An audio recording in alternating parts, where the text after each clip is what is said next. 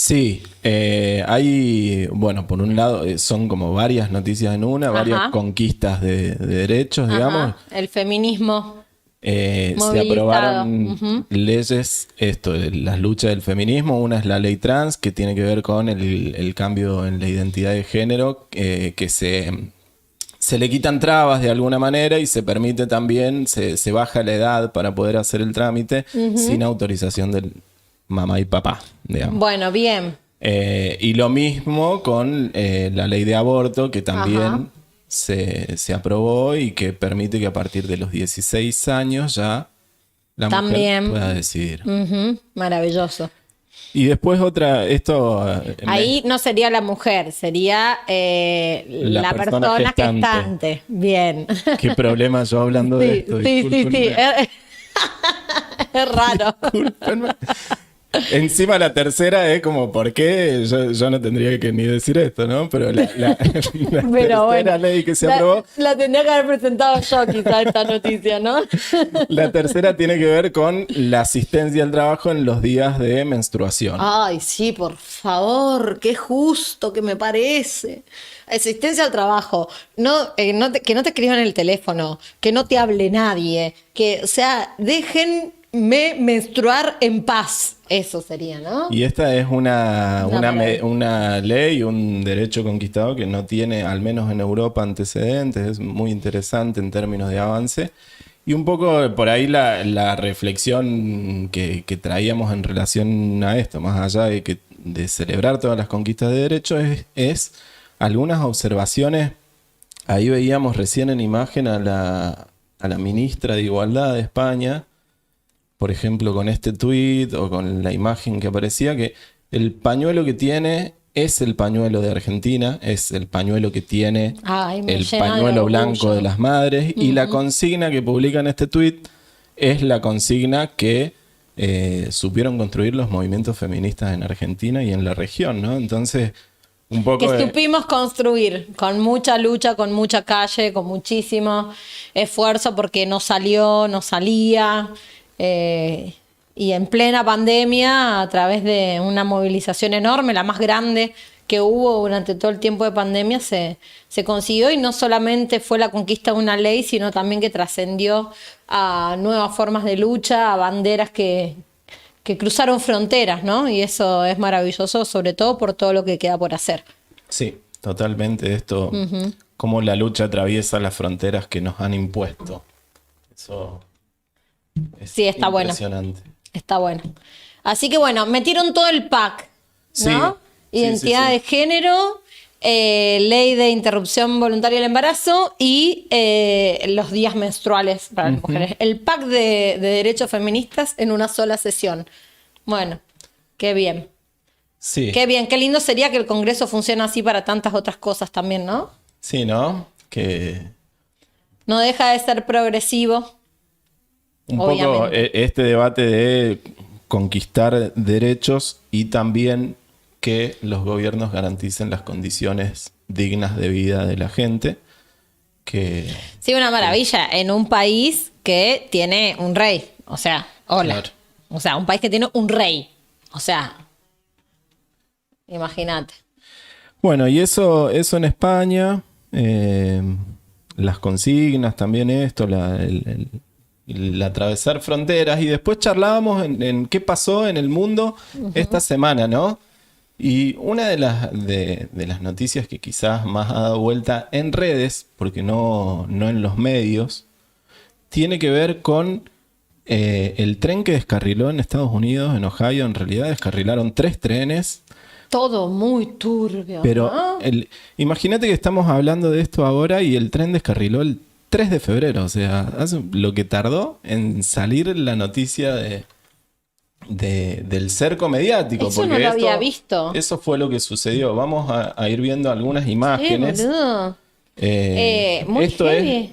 esta es la nube que se formó a partir de la quema. Bueno, vamos a arrancar A por el contar. principio. Dale, contemos qué pasó. Descarriló el 3 de febrero un tren que traía cloruro de vinilo y otro tipo de sustancias químicas, y ante el desastre ambiental y ecológico que significaba, que muchos lo caracterizan como el peor de la historia de Estados Unidos, ni más ni menos. Mierda. Lo que sucedió es que hubo una quema controlada, entre comillas, de los desechos que se volcaron. La quema controlada generó, entre otras cosas, esta nube, por ejemplo, que Controladísima, en imágenes satelitales se ve que ya ocupa el 8% del territorio estadounidense. Y Estados Unidos es enorme, o sea, el 8% es una O sea, la nube... barbaridad. No, qué locurón, boludo. Qué locurón.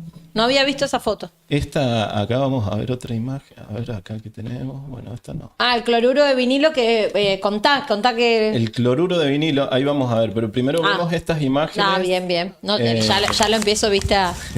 Esta, miren, es una chica que tira una piedra al río, porque lo que el gobierno ha estado diciendo es que el agua no está contaminada. Miren cómo empieza a aparecer esas pintitas de colores en todo el agua. ¿Por qué? Porque el desecho químico queda abajo del agua. Porque, no sé, por la densidad, explíquelo. Pero al tirar la piedra, al mover con un palito, mover el agua, empieza a salir hacia arriba. El gobierno está diciendo que no está contaminada el agua de estos ríos, que son ríos troncales, abastecen a millones de... O sea, no este río en particular, pero sus desembocaduras y en sus recorridos llegan a alcanzar casi a 11 millones de habitantes en Estados Unidos. O sea que la magnitud... qué heavy. Encima, 3 trenes. O sea, eso es lo polémico, sí. ¿No?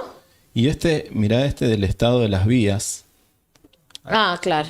Mirá cómo se mueven los trenes. Claro. Que ahí vamos a ir ya vamos a hablar de esto, del estado de las vías en particular.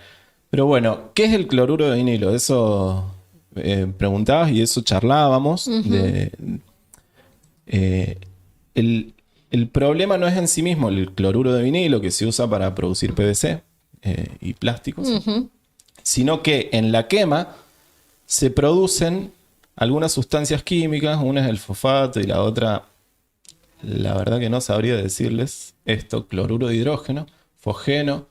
Se producen sustancias químicas en la quema que fueron populares por usarse como armas químicas en la Primera Guerra Mundial. Hola. Esto, incluso hay algunos que hablan de que en menor magnitud, pero que tiene efectos similares a el agente naranja que se usaba en Vietnam. Ajá.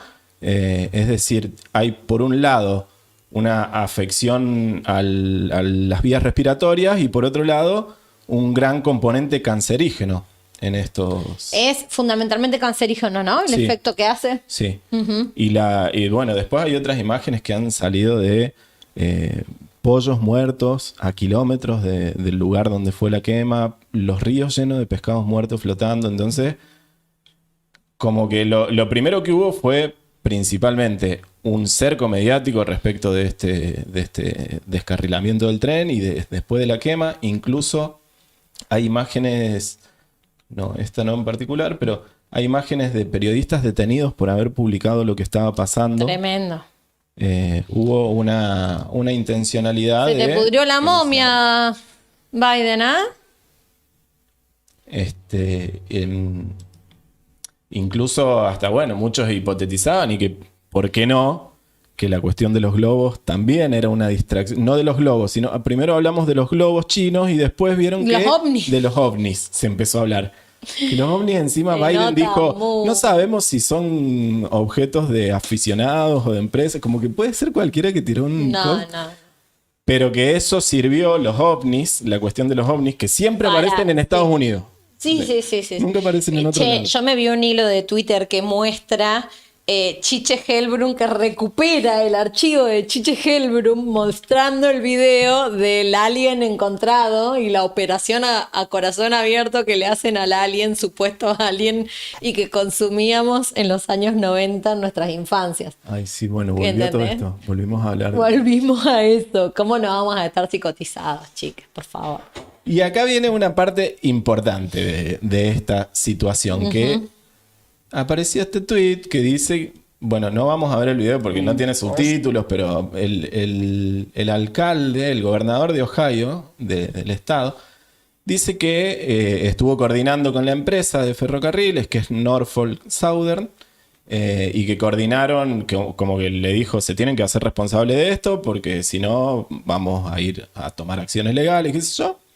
Y que la empresa le pidió la quema controlada de los químicos, que se hizo 3 días después, se hizo el 6 de febrero. ¿Y quién aparece detrás de esta? Norfolk Southern. Bueno, fuimos a chequear el dato y los principales dueños son los que siempre caracterizamos como básicamente los dueños de todo, que es los fondos de inversión Vanguard, BlackRock, State Street, el JP Morgan. Son los principales, con porcentajes de participación en las acciones muy altos, 8%, 7%, 5% el JP Morgan, 4,5% el State Street.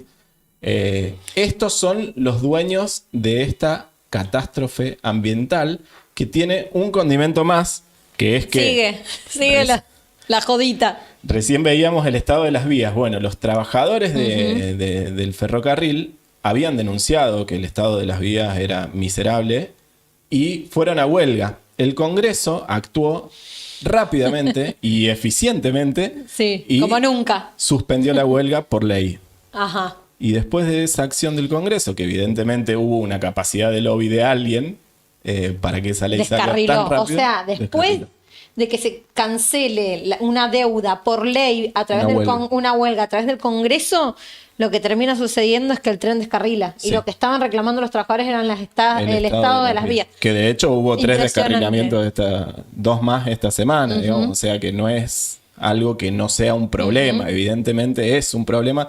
Los 3 trenes que descarrilaron, la concesión la tiene esta misma empresa. ¿Y los 3 llevaban casualmente sustancias químicas? Sí, la más grave fue esta, la de mayor magnitud fue esta de Ohio, que tiene unas consecuencias por ahora incluso difíciles de medir, ¿no? Sí, mira, bueno, ahí Agusime, ¿será la Agus Medina? La Agus, esto lo vamos a tener que trabajar en la semana que viene en una columna porque esto es un desastre ambiental, fundamentalmente.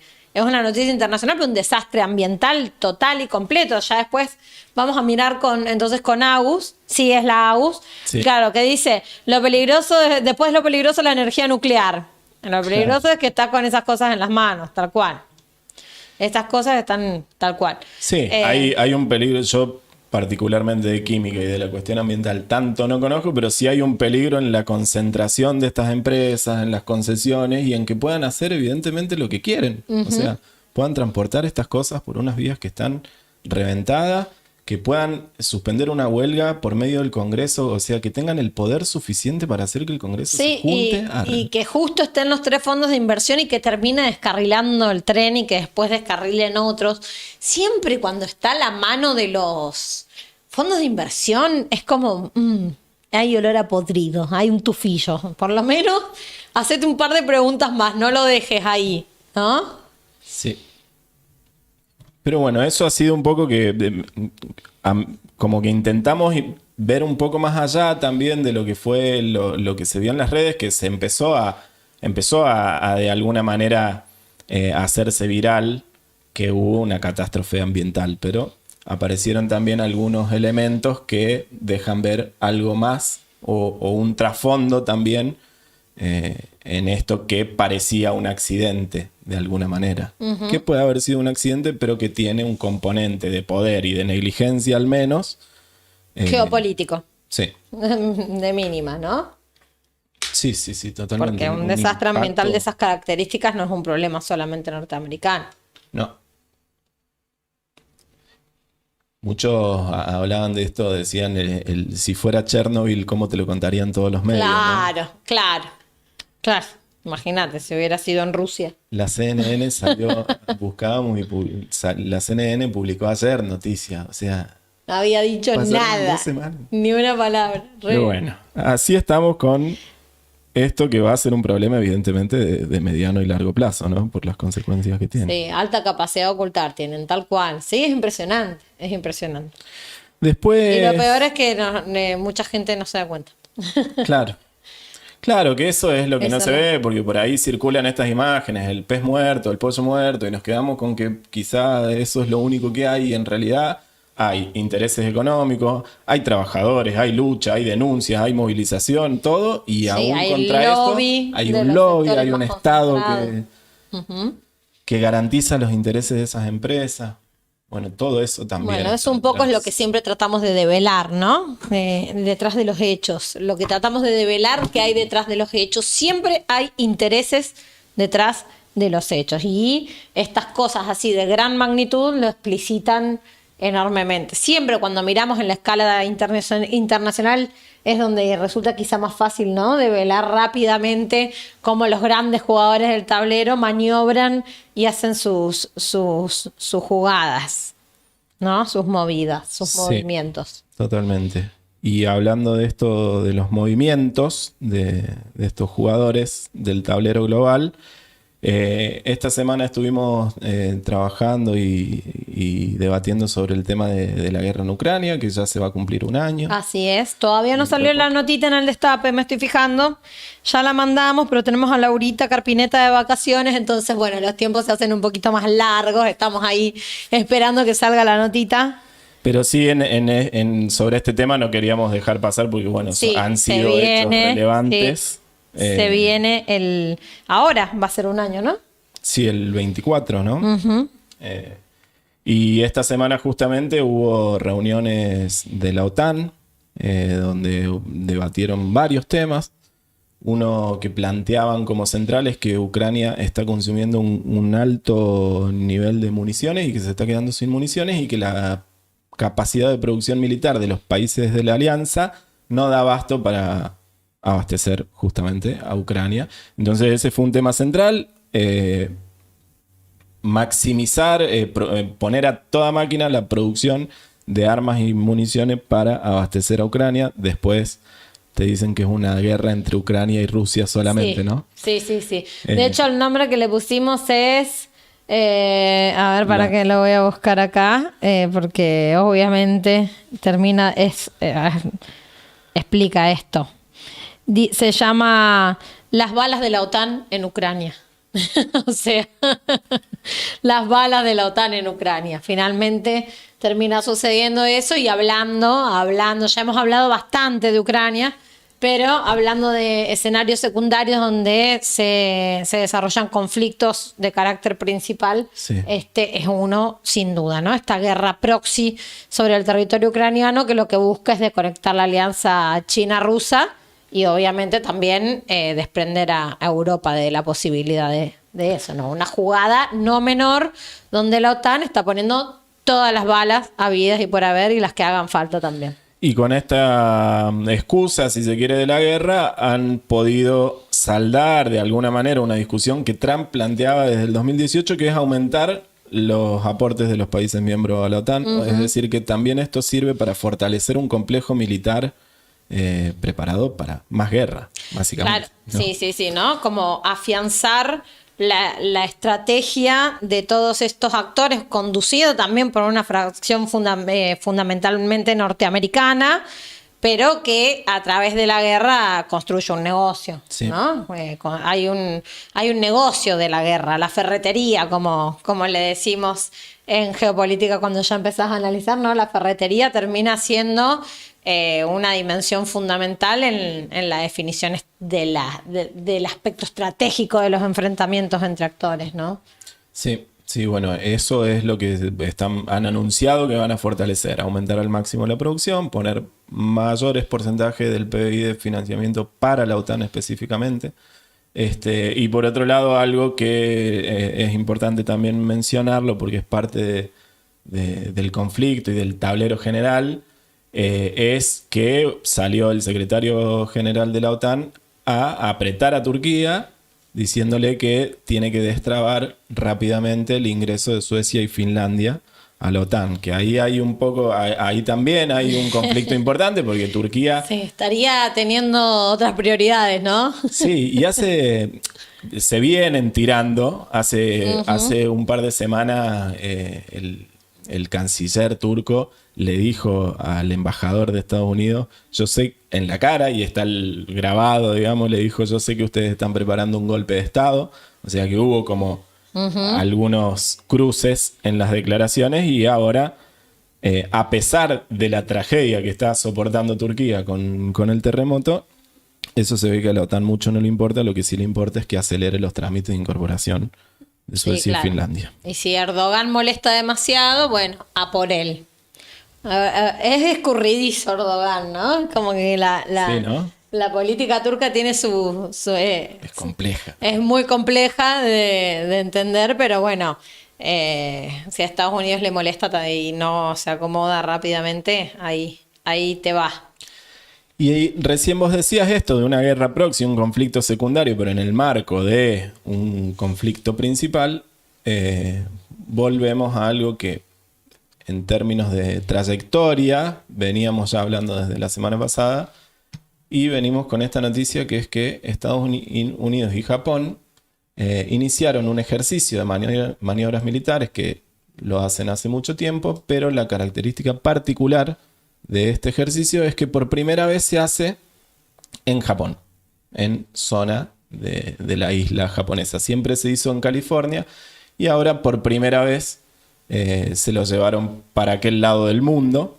Un poco hablábamos de esto, de también cómo Estados Unidos hace algunos movimientos para poner a China en el centro del conflicto, ¿no? Como su principal competidor. Y en este caso llevar hacia su lado del mundo un ejercicio militar con Japón específicamente, un poco tiene que ver con esto. Y en este marco veíamos un comunicado del Comando de Movilidad Aérea de la Fuerza Aérea de Estados Unidos, que su general dijo: espero equivocarme, mi instinto me dice que lucharemos en 2025 con China. 2025, Xi se ha asegurado su tercer mandato y fijó su consejo de guerra en octubre de 2022. En 2024 son las elecciones presidenciales de Taiwán y le ofrecerán a Xi un motivo. Es decir, prevé, pronostica una guerra con China que en términos de las dimensiones que asume hoy la guerra ya viene sucediendo, pero sí, esto pero es de disuasión, claro, digamos, todavía no llega a la confrontación de carácter estratégico. Claro. ¿No? Y que estas declaraciones un poco traen esa... Nada, te lo digo, vos fijate, ¿viste? Yo te lo tiro. Sí, no deja de ser preocupante, por eso está bueno que lo traigas, porque creo que cuando hablan estos actores, ¿no? Y sobre todo de las Fuerzas Armadas que plantean estos pronósticos, un poco también ayudan a entender cómo se está interpretando el conflicto y de qué nivel de confrontación estamos hablando. Cuando hablamos del G2, estamos hablando de guerra, ¿no? De una guerra por conducir el destino del mundo en un tiempo en el que el mundo está cambiando enormemente. Entonces, bueno, es interesante poder mirar la trayectoria de estos hechos, como por ejemplo esto que nos traías recién de que Estados Unidos y Japón hacen las maniobras conjuntas, esta vez en Japón, bueno, porque el mar del sur de China, porque todo lo que está alrededor de China tiene un carácter estratégico para Estados Unidos, y obviamente que las confrontaciones van a seguir dándose en ese territorio. Y más pensando que ya hay actores en Estados Unidos dentro de las mismas, de los mismos mandos superiores que están planteando estas cuestiones, ¿no? Él y en es esto, un ex, ¿no? Sí.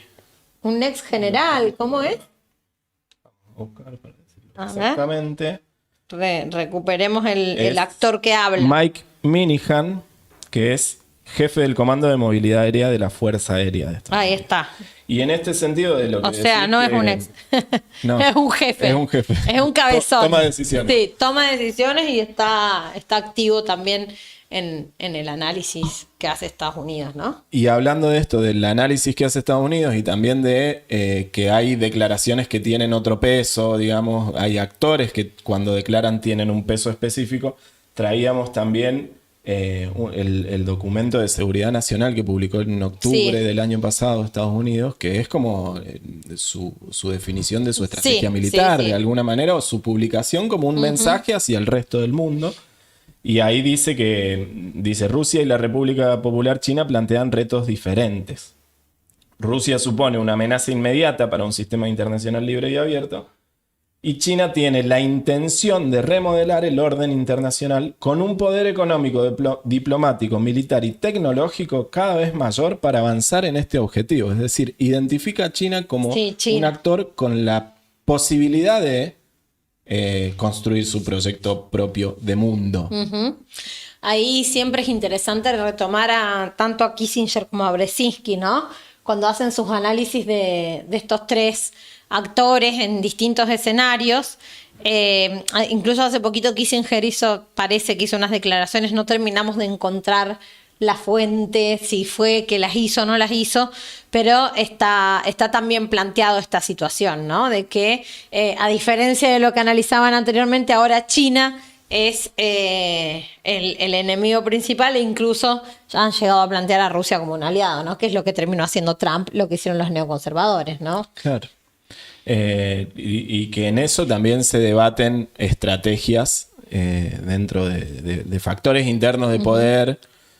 Kissinger, hablábamos también de bueno, cómo Kissinger y Soros en el foro de Davos expresaron estrategias diferentes. O sea, Soros dice: a Putin hay que ir y ganarle la guerra rápidamente, hay que reventarlo. Y Kissinger dice: pongamos a Ucrania como estado neutral, busquemos otra estrategia donde más o menos equilibremos, porque no queremos involucrar a China en un conflicto de esta magnitud. No nos conviene, dice Kissinger. Ahí está todo en desarrollo y lo venimos mirando. Es interesante para mirarlo porque también ahora Lula se juntó con Biden y entre otras cosas se propuso como una suerte de mediador, diciendo: yo puedo armar una mesa con Estados Unidos, China, Rusia, que esté Macron, que estén varios. Sí. Entonces la región evidentemente va a tener un rol en este proceso, que veremos cómo se va dando, ¿no? Bien. Y nos queda un tema. Un temita, a ver. Un tema que no es menos preocupante, pero ya es menos serio. O sea, traemos algo como para ponerle risa a la barbarie de los medios hegemónicos. Sí. Hola. El Wall Street Journal. No es, o sea, es un medio de Wall Street. No es un... Dice, vamos a traducirlo para que se vea. Para ahorrar dinero, tal vez debas saltarte el desayuno. Listo. Ya Toma está. el consejo. Y dice la nota que, bueno, que le están aumentando mucho los alimentos que componen el desayuno. Claro. Entonces, ¿para qué vas a desayunar? ¿Para qué vas a desayunar, no? Ya fue, listo. Pasá directo al almuerzo. Claro. Si no tiene, ¿para qué 4 comidas? Si no necesitas tanta proteína. Si aparte ahora que no nos movemos tanto y todo, ya fue, ¿no es cierto? Tampoco es tan importante. Nos pusimos a revisar y traemos un videito de Guille Aquino, que es un genio y que hizo qué divino, cosas sobre esto, de cuando decían si estaba bien desayunar, si no, qué sé yo. Vamos con un ping-pong, dice, de noticias. Vamos con un ping-pong mejor. ¿Desayuno, sí o no? Sí. No. ¿Educación? ¿Vale la pena ir a la universidad? Sí. No. ¿Salud? ¿Cuánto tiempo después de vencido se puede comer un alimento? De verdad, 0 días. ¿Quién lo dice? Más que nada la fecha de vencimiento. A ver, pensá un poquito fuera de la caja. ¿Qué caja? Las cajas de cartón vacías que estimulan la imaginación de los chicos. LinkedIn y la p*** que te parió. Ok, dale, vamos. Dame más. Desempleo. Tiempo libre. Un tesoro que puede dar más felicidad que el dinero. En serio, esta la escribió el presidente. Algo de crisis energética. Mejor a oscuras. La luz artificial afecta a la salud. Sí, perdón, ¿qué obra social nos dan acá? Edenor. Canasta básica. Hallaron el método más increíble para adelgazar. Comer tierra. ¿Comer tierra? No puede ser legal publicar ¿Comer eso. tierra, boludo? ¿Nunca comiste tierra? ¿Me estás jodiendo? Chito bolita, tierra. En serio que no sé cómo pasaste un psicotécnico. Ok, chicos, ¿Recursos en humanos? serio, me parece que necesitan todos tomarse unas buenas vacaciones acá. Vacaciones para tu cabeza. ¿Cómo tener una escapada mental? ¿Qué mierda es una escapada mental? Llama al guarda y pregunta. Asunto, escapada mental. Buah, yo no puedo seguir con esto. Quejarse y protestar es malo para la propia salud. Wow. Se puede despedir y terminar con la pobreza. ¿De qué manera? No sé, pero está despedido. ¿Y qué le voy a decir a mi familia? Millennials. 10 años en la misma empresa puede ser un fracaso personal. Pero yo empecé a trabajar acá hace 5 minutos. Ah, pero vos sos un éxito.